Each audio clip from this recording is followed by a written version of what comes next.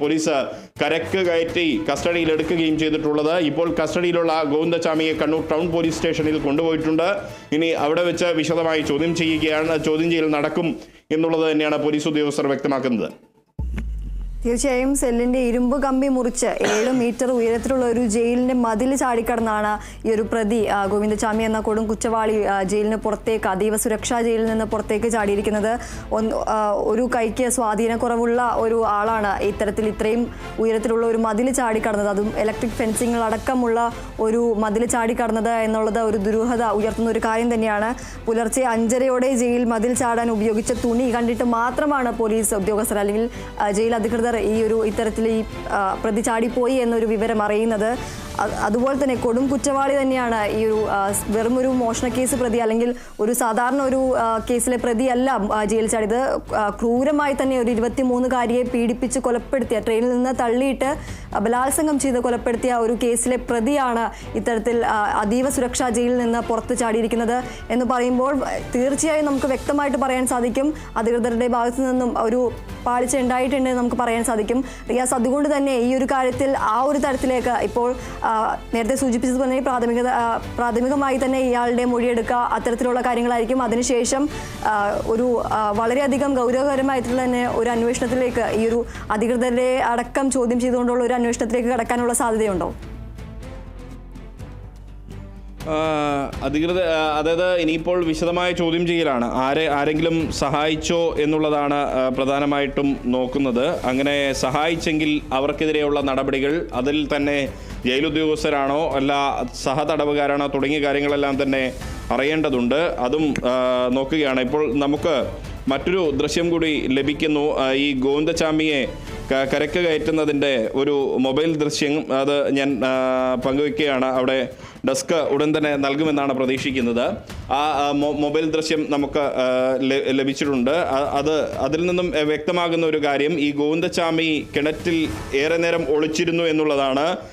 കുപ്പായം ഒന്നും ധരിക്കാതെ പാൻറ് മാത്രം ധരിച്ചുകൊണ്ട്, കറുത്ത പാൻറ് മാത്രം ധരിച്ചുകൊണ്ട് ഒളിച്ചു നിന്ന ഗോവിന്ദചാമി കരുതിയത് നാട്ടുകാരെല്ലാം പോയതിനു ശേഷം അവിടെ നിന്നും കടന്നു കളയാൻ പറ്റും എന്നുള്ളതാണ്. ആദ്യം തന്നെ ഗോവിന്ദചാമി ശ്രദ്ധിച്ചത് നാട്ടുകാരുടെ ശ്രദ്ധയിൽപ്പെടാതിരിക്കാനുള്ള സംവിധാനങ്ങളാണ്. അത് ഈ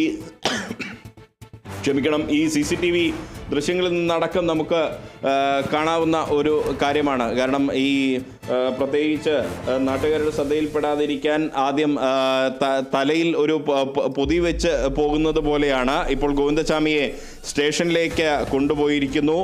സ്റ്റേഷനിൽ ഇനി വിശദമായ ചോദ്യം ചെയ്യലുണ്ടാകും. ഇതിൽ കൂട്ടുപ്രതികളുണ്ടോ എന്നുള്ളത് അടക്കം ചോദ്യം ചെയ്യൽ വിധേയമാക്കും. അങ്ങനെ കൂട്ടുപ്രതികളുണ്ടെങ്കിൽ, കൂട്ടുപ്രതികളില്ലാതെ ഒരു രക്ഷപ്പെടൽ അസാധ്യമാണ് എന്നുള്ളതാണ് പൊതുസമൂഹം തന്നെ പറയുന്നത്. അതെങ്ങനെ എന്നുള്ളതൊക്കെ ഇനിയിപ്പോൾ കണ്ടെത്തേണ്ടുന്ന ഒരു കാര്യമാണ്. അത് കൃത്യമായി തന്നെ അത് പോലീസ് കണ്ടെത്തട്ടെ. കൂട്ടുപ്രതികളുണ്ടെങ്കിൽ അവർക്കെതിരെ കർശന നടപടികൾ സ്വീകരിക്കട്ടെ.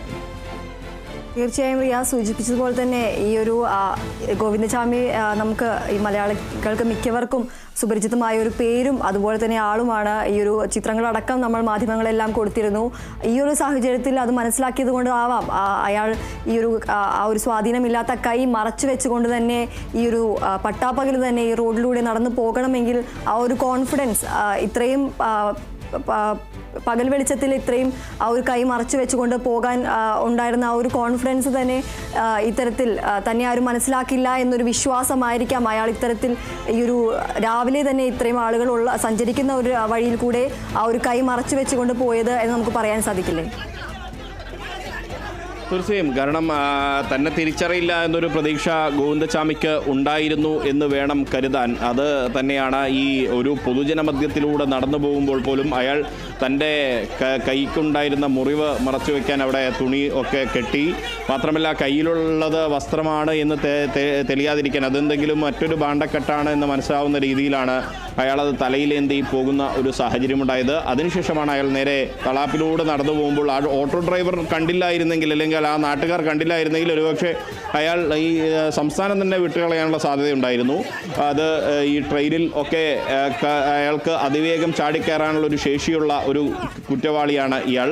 സാധാരണയായി ഓടുന്ന ട്രെയിനിൽ ചാടിക്കയറിയൊക്കെയാണ് ഇയാൾ തമിഴ്നാട്ടിൽ ഉൾപ്പെടെ നേരത്തെ കവർച്ച നടത്തിയിരുന്നത് എന്ന് ഇയാളുടെ മുൻകാല റെക്കോർഡുകൾ വ്യക്തമാക്കുന്നുണ്ട്. അതുകൊണ്ട് തന്നെ അങ്ങനെ രക്ഷപ്പെടുമായിരുന്ന ഒരു പ്രതിയെ ആ ഓട്ടോ ഡ്രൈവറുടെ നിർണായകമായ മൊഴി അത് ഏറെ സഹായിച്ചു. ഒപ്പം തന്നെ കണ്ണൂർ ടൗൺ പോലീസിൻ്റെ കൃത്യമായ ഇടപെടൽ, ആ നാട്ടുകാരുടെ ഇടപെടൽ, അതൊക്കെ തന്നെയാണ് ഏറ്റവും പ്രധാനപ്പെട്ട ഒരു കാര്യമായിട്ടുള്ളത്. നാട്ടുകാർ ഇടപെട്ടു എന്ന് മാത്രമല്ല, പോലീസിന് വലിയ സഹായം നൽകുന്ന രീതിയിലുള്ള നിർദ്ദേശങ്ങൾ നാട്ടുകാർ നൽകി.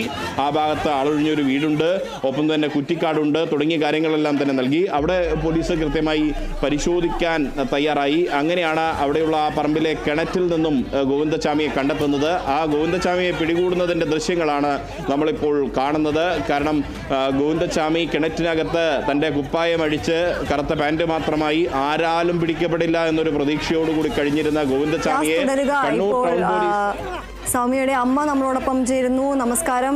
ഇപ്പോൾ നമുക്ക് അറിയാം, രാവിലെ മുതൽ നമ്മൾ വളരെയധികം ഞെട്ടലോടെ തന്നെയാണ് ഈ വിവരം അറിഞ്ഞത്. അതീവ സുരക്ഷാ ജയിലിൽ നിന്നാണ് ഈ ഗോവിന്ദച്ചാമി പുറത്തു ചാടിയിരിക്കുന്നത്. ഇപ്പോൾ എന്നാൽ ആ പ്രതിയെ കിണറ്റിൽ നിന്ന് പിടികൂടിയിരിക്കുകയാണ്. ഈ നിമിഷത്തിൽ താങ്കൾക്ക് എന്താണ് പറയാനുള്ളത്? അവനെ പിടിച്ചതിൽ ഏറ്റവും കൂടുതൽ ആശ്വാസമാണ് നമുക്കുള്ളത്. കാരണം ഇവനെ പോലുള്ള ആൾക്കാർ പുറലോകം കണ്ട അവസ്ഥ വളരെ മോശമാണല്ലോ. ഇന്ന് എന്റെ മകൾ അനുഭവിച്ചതിനെക്കാട്ടി വലിയ ദുഃഖങ്ങൾ